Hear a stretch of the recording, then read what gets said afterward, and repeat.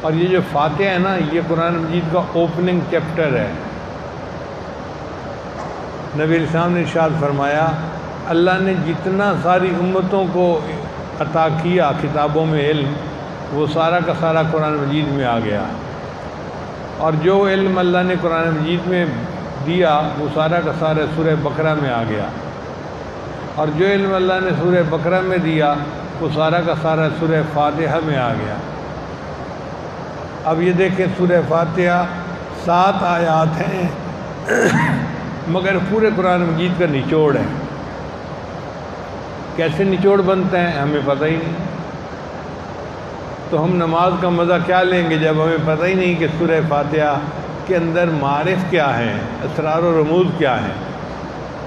آپ غور کیجئے کہ سورہ فاتحہ اتنی اہم ہے کہ نبی صلی اللہ علیہ وسلم نے فرمایا لا صلاۃ الا بفاتحۃ الکتاب، سورہ فاتحہ پڑھے بغیر نماز ہوتی ہی نہیں ہے۔ اگر کوئی مفرد نماز پڑھنے والا ہے تو اس کو فاتحہ خود پڑھنی پڑے گی، اور اگر امام ہے اور وہ اونچی آواز سے پڑھتا ہے تو پیچھے مقتدی کو سننا پڑے گا۔ پڑھی تو جائے گی نا، سنی تو جائے گی نا، تو فاتحہ اتنی ضروری، ہر رکعت میں اس کا پڑھنا ضروری۔ آخر اس کی اہمیت کیا ہے؟ اس کے اندر وہ کون سا مضمون ہے جو اللہ کو اتنا پسند ہے کہ اللہ نے فرمایا کہ تم اس کو ہر رکعت کے اندر پڑھو۔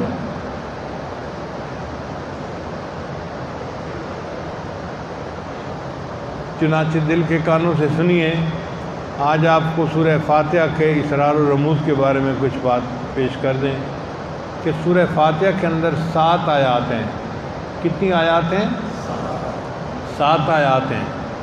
3 آیات پہلی الحمدللہ رب العالمین الرحمن الرحیم مالک یوم الدین، یہ 3 آیات ہیں، اور یہ تینوں کا مضمون ملتا جلتا ہے، ثنا ہے اللہ کی۔ اور حدیث پاک میں آتا ہے کہ جب بندہ پڑھتا ہے الحمدللہ رب العالمین، اللہ تعالیٰ فرماتے ہیں حمدنی عبدی، میرے بندے نے میری حمد بیان کی۔ پھر وہ کہتے ہیں الرحمن الرحیم، اللہ فرماتے ہیں اثنا علیہ عبدی، میرے بندے نے میری ثنا بیان کی۔ پھر وہ کہتے ہیں مالک یوم الدین، اللہ فرماتے ہیں مجدنی عبدی، میرے بندے نے میری بزرگی بیان کیا۔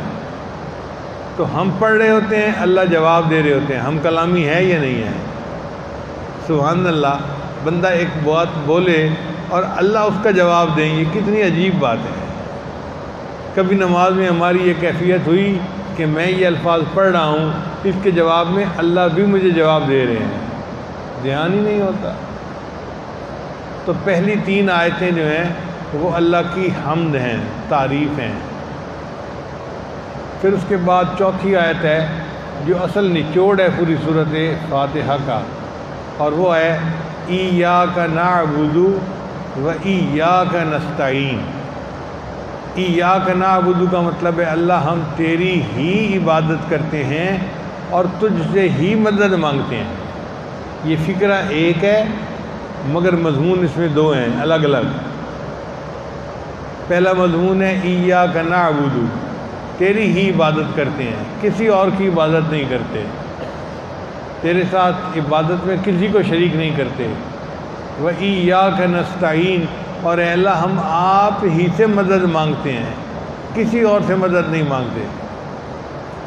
یہ بنیادی نقطہ ہے سورہ فاتحہ کا، ایاک نعبد و ایاک نستعین۔ آپ یوں کہیں کہ قرآن مجید کی تعلیمات کو 2 لفظوں میں اللہ نے سمیٹ دیا کہ میرے بندو ایاک نعبد، یہ تمہارا کام ہے، و ایاک نستعین، اور یہ میرا کام ہے کہ میں ہر کام میں تمہاری مدد کروں گا۔ پھر اس کے بعد اہدنا الصراط المستقیم سے لے کر ولا الضالین تک 3 آیتیں ہیں مگر یہ مضمون ایک ہی ہے۔ اے اللہ ہمیں ان کے راستے پہ چلا جو انعام یافتہ بندے ہیں، اور ان کے راستے میں نہ چلا جو تیرے مبغوض بندے ہیں، یہ جن پر تیرا عذاب ہوا۔ مضمون تو ایک ہی ہوا نا، تو گویا 3 آیتوں کا مضمون پہلے ہے حمد کا، پھر اصل مدعا ہے، اور اس کے بعد پھر 3 آیتیں ہیں جن میں دعا ہے۔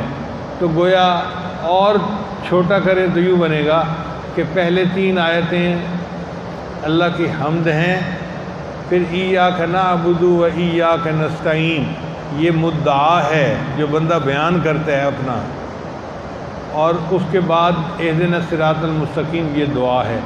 تو گویا خلاصہ سورہ فاتحہ کا یہ نکلا، حمد ہے، مدعا ہے، اور اللہ سے دعا ہے۔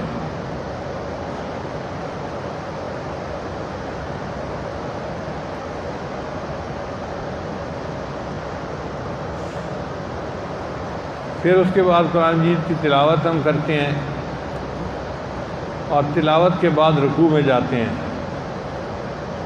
اب رکوع میں اللہ کے سامنے جھک جاتے ہیں اور سبحان ربی العظیم پڑھتے ہیں۔ اللہ نے اپنے حبیب صلی اللہ علیہ وسلم کو حکم فرمایا، فسبح باسم ربک العظیم، اے میرے حبیب صلی اللہ علیہ وسلم آپ اپنے رب کی عظمت بیان کیجیے۔ تو نبی علیہ الصلوۃ والسلام کی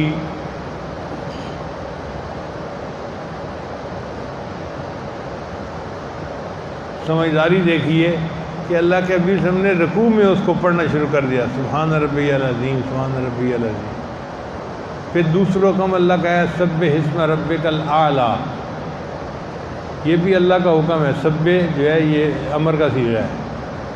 تو نبی علیہ السلام نے سجدے میں اس کو آیت کو اختیار کر لیا۔ ہم سجدے میں پڑھتے ہیں سبحان ربی الاعلیٰ، سبحان ربی الاعلیٰ۔ تو یہ قرآن کی آیتیں ہیں، لیکن ہم ان آیتوں پر عمل کر کے اللہ کی تصویر کر رہے ہوتے ہیں اور اللہ اس سے راضی ہو جاتے ہیں۔ تو سجدے میں پڑھا سبحان ربی الاعلیٰ اور رکوع میں پڑھا سبحان ربی العظیم۔ حدیث پاک میں آتا ہے کہ مومن جب سجدے میں ہوتا ہے تو اللہ کے سب سے زیادہ قریب ہوتا ہے۔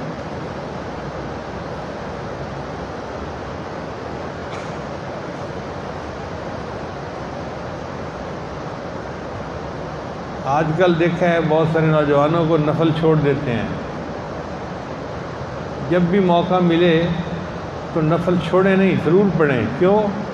کیا پتہ کس جگہ کا کیا ہوا سجدہ میرے اللہ کو پسند آ جائے اور اس سجدے پر پوری زندگی کے گناہوں کی مغفرت ہو جائے۔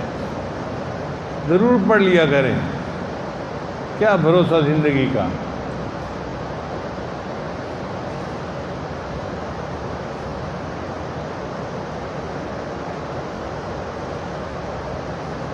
میں نے پلکوں سے در یار پہ دستک دی ہے، یعنی پلکوں سے آنسو ٹپ ٹپ گرتے ہیں نا، تو وہ کہتا ہے کہ یہ محبوب کے دروازے پہ تھپ تھپ کی آواز جا رہی ہے۔ میں نے پلکوں سے در یار پہ دستک دی ہے، میں وہ سائل ہوں جسے کوئی صدا یاد نہیں، اور میرے اوپر اللہ کی محبت کا ایسا غلبہ ہے کہ مجھے یہ بھی یاد نہیں کہ میں نے مانگنا کیا ہے، بس اللہ کے سامنے کھڑا ہوں اور نماز پڑھ رہا ہوں۔ آؤ ایک سجدہ کریں عالم مدہوشی میں، کون کہتا ہے کہ عاصی کو خدا یاد نہیں۔ آؤ ایک عالم مدہوشی کا سجدہ کریں اللہ کے سامنے، اللہ کی محبت میں ڈوب کر، تاکہ اللہ ہم سے راضی ہو جائے۔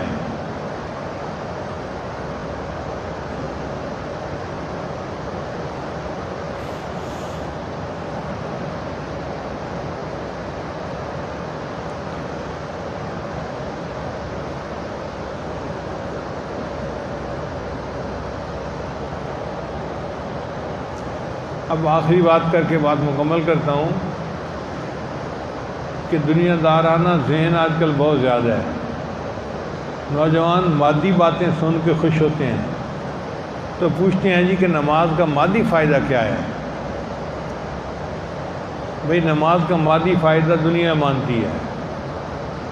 آپ دیکھیں انسان صبح کے وقت اٹھتا ہے تو اس کا شوگر لیول بہت لو ہوتا ہے، اس لیے فاسٹنگ کی شوگر کو نوٹ کرتے ہیں کہ جی فاسٹنگ میں شوگر کتنی تھی، وہ سب سے کم لیول ہوتا ہے۔ تو جب شوگر کا لیول کم تھا تو شریعت نے فجر کی نماز کی 2 رکعت بنائی ہیں، 2 سنت اور 2 فرض، 4 رکعت۔ اگر لمبی پڑھے تو وہ الگ بات ہے، مگر ہیں تو رکعتیں 4 ہی نا۔ تو مختصر سی بنائی نماز، اس لیے کہ آلریڈی شوگر لیول لو ہے تو زیادہ ایکسرسائز کرنے کی ضرورت ہی نہیں ہے۔ پھر ہم نے 11-12 بجے دوپہر کا کھانا کھایا اور ہماری شوگر پھر شوٹ کر گئی اوپر، تو اللہ تعالیٰ نے ظہر کی نماز 4 رکعت نہیں بنائی، 12 رکعت بنائی۔ یا اللہ فجر کے وقت تو 4 رکعت سے کام بن گیا تھا۔ اللہ فرماتے ہیں کہ اس وقت لیول تھوڑا تھا، اب یہ جو دوپہر کے وقت روٹی کھائی ہے نا، پراٹھا کھایا ہے یا کھانا کھایا ہے، تو اس کی وجہ سے شوگر بہت ہائی ہو گئی ہے، اب اس کو ڈاؤن کرنے کے لیے تجھے ایکسرسائز زیادہ کرنی پڑے گی۔ تو 12 رکعتیں پڑھائیں۔ پھر 12 رکعتوں کے بعد عصر کا وقت آ گیا، تو عصر کے وقت پھر فرمایا کہ اب تم چائے پیتے ہو، عصرانہ اور بسکٹ کھایا تم نے، یا مہمان آئے تھے ان کے ساتھ شربت کا گلاس پی لیا تھا، شوگر پھر تھوڑی ہائی ہو گئی تھی، چلو 4 رکعت پھر پڑھ لو۔ 4 رکعت اگر سنت پڑھو تو وہ آپشنل ہے، زیادہ بہتر ہے، ورنہ کم از کم 4 فرض تو عصر کے پڑھنے ہی پڑیں گے۔ پھر مغرب کا وقت آ گیا، دکانیں بند کیں اور گھروں کو روانہ ہوئے۔ اللہ فرماتے ہیں میرے بندے 7 رکعت بہت ہیں، چنانچہ 3 فرض پڑھے، 2 سنت پڑھی، 2 نفل پڑھے، 7 رکعتوں سے مغرب کی نماز ہو گئی۔ پھر اس کے بعد ہم نے عشاء کا کھانا کھایا۔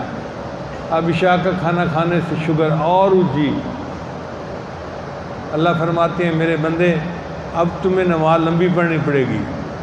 اللہ دوپہر کو تو 12 رکعتیں پڑھی تھیں، میرے بندے دوپہر کو 12 رکعتیں تو پڑھی تھیں، لیکن ابھی تم نے جاگنا تھا اور بھی کام کرنے تھے، اس لیے تھوڑی ایکسرسائز کافی تھی، اب تو تم نے سو جانا ہے، لہٰذا 12 کے بجائے 17 رکعتیں پڑھنی پڑے گی۔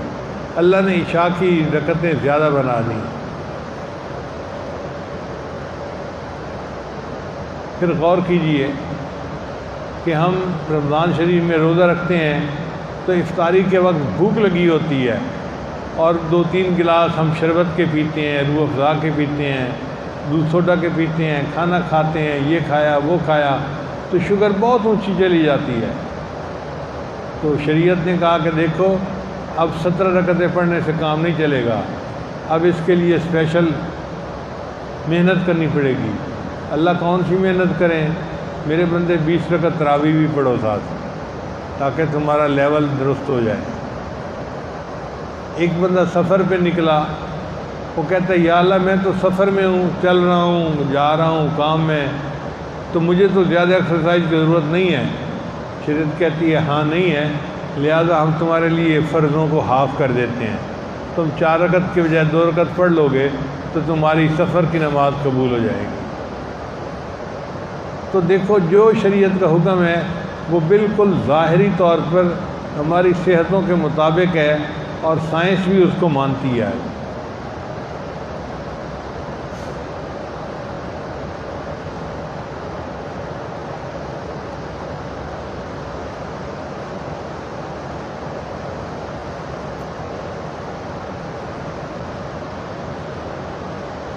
دعا ہے کہ اللہ تعالیٰ ہمیں اہتمام کے ساتھ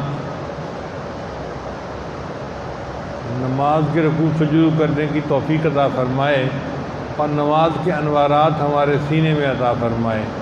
وآخر دعوانا ان الحمد للہ رب